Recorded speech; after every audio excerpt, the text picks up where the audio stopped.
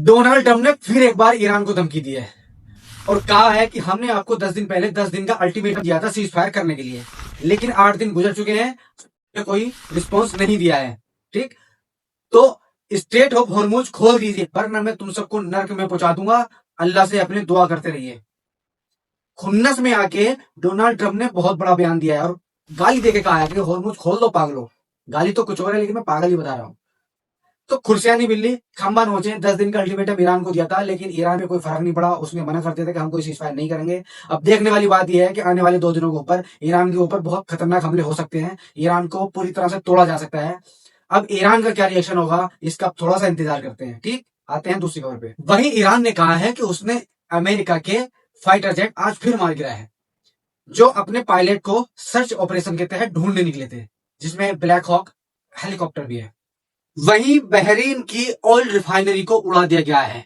Iran ने Bahrain के अंदर जो ऑयल रिफाइनरी थी जिसका नाम था वेपको, उसको उड़ा दिया है। बहरीन भाई साहब बहुत उछल रहा था, ईरान के खिलाफ बहुत जहर उगल रहा था। वहीं जहां कल कुवैत के अंदर वहां की रिफाइनरी को हिट किया गया, वहां की बिल्डिंग को हिट किया गया, आज फिर बहरीन के अंदर ईरान ने ये बोल के किया है भाई। उसने कहा है कि आप जहां जहां हमारे देश के अंदर हमला करोगे हम वहीं वहीं आपको नुकसान पहुंचाएंगे। गल्फ कंट्री के अंदर जहां तक हमसे पॉसिबल होगा वहां तक हम ये नुकसान पहुंचाएंगे। तस्वीर देखिए।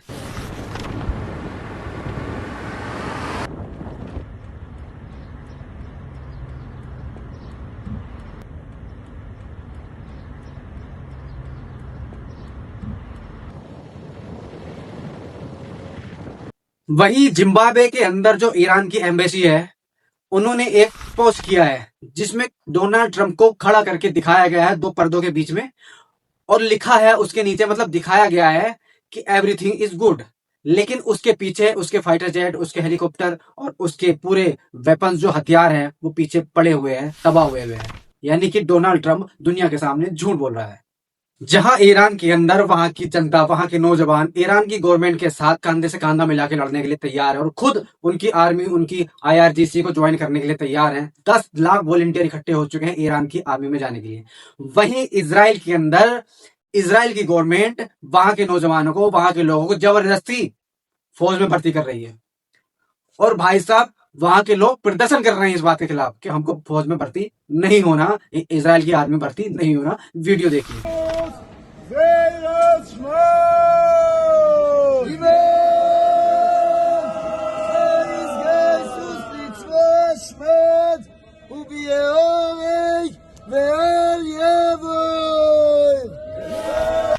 इतनी घनघोर बेइज्जती के बाद भी इजराइल और अमेरिका पीछे हटने को तैयार नहीं है।